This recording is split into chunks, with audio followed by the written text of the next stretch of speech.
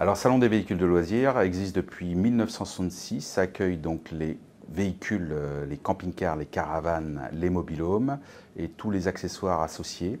Donc on avoisine historiquement dans les 90-100 000 visiteurs à l'année sur 9 jours.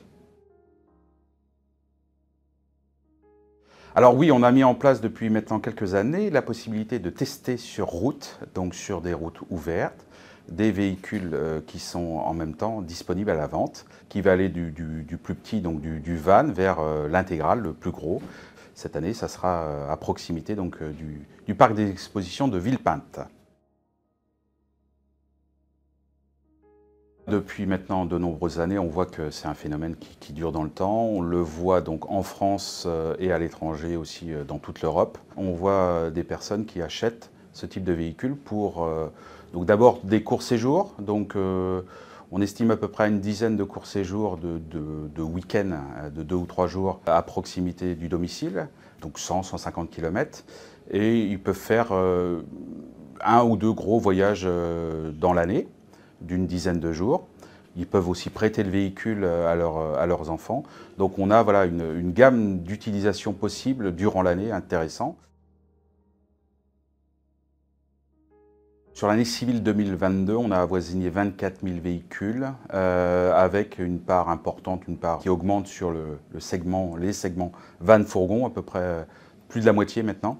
Donc les gens cherchent une certaine compacité sans limiter le confort. Et donc, sur le marché de l'occasion, on arrive à 60 000 véhicules à l'année, un peu plus de 60 000 véhicules, ce qui permet de démontrer qu'on a vraiment sur un marché durable, avec donc des gens qui peuvent acheter à différents coûts, puisque des véhicules, même d'un certain âge, gardent une très bonne facture, je dirais, puisqu'il y a un fort entretien.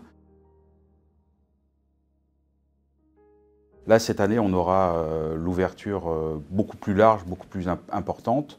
On gagne 12 000 m² de mémoire par rapport à l'édition de l'année dernière. Et on aura donc tous les grands constructeurs européens qui seront présents et qui, donc, comme on l'a dit, où on pourra tester en dynamique les véhicules. On sera sur 2 week-ends, donc les week-ends vont être probablement plus familiaux, donc avec les enfants. Et on a donc beaucoup, comme j'ai pu le dire, de seniors encore actifs qui ont un pouvoir d'achat. Donc on aura une gamme assez large de produits comme tous les ans, je dirais, du van, du véhicule assez compact vers des véhicules beaucoup plus gros.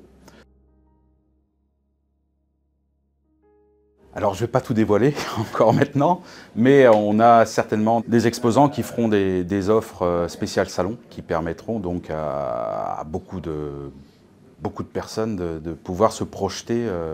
Donc, on aura probablement encore, même si ça se réduit beaucoup, des délais d'attente, mais ce salon est toujours assez bien positionné par rapport à un usage sur le printemps prochain.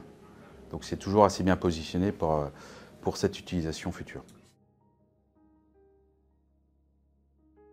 Pour les vannes, on arrivera assez rapidement à une proposition, si on parle de l'électrique, une proposition de véhicules électriques. Donc c'est des véhicules plus petits, un poids plus réduit. Donc là, on arrivera probablement à des véhicules disponibles, mais il faut attendre, je dirais, quand même qu'une technologie sur les batteries permettant donc la réduction de la taille et du poids des batteries, qui permettra quand même une autonomie assez intéressante de ce typologie de véhicule. Donc là, aujourd'hui, on est je dirais, dans une phase de transition et on aura certainement une meilleure visibilité d'ici 5 ans sur cette transition purement, je dirais, électrique. Comme j'aime à dire, le véhicule est d'abord utilisé dans sa partie habitable, et donc la partie habitable, par contre, est excessivement performant en termes d'utilisation de ressources naturelles.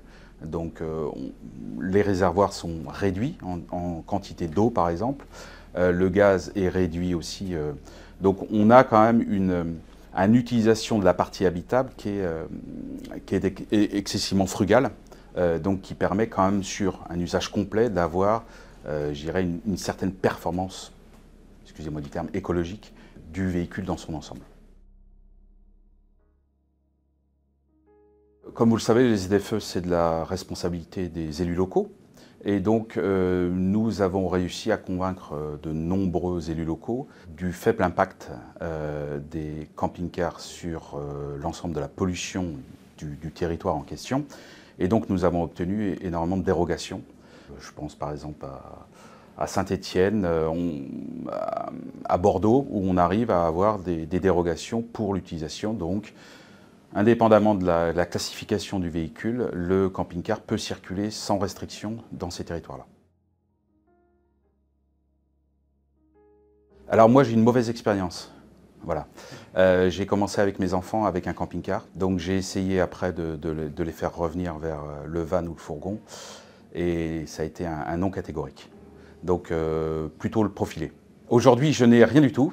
C'est vrai que j'ai roulé avec beaucoup de véhicules français. Voilà, sans dire la marque. Alors ça a été plutôt des véhicules récents, puisqu'on a une gamme de véhicules récents disponibles encore aujourd'hui, facilement accessibles. On souhaite dépasser les 100 000, donc on est sur un nouveau site, donc le site de Villepinte, parc des expositions de Villepinte, donc sur 2 halls, très accessible grâce au RER directement. Il est possible en camping-car de dormir sur place.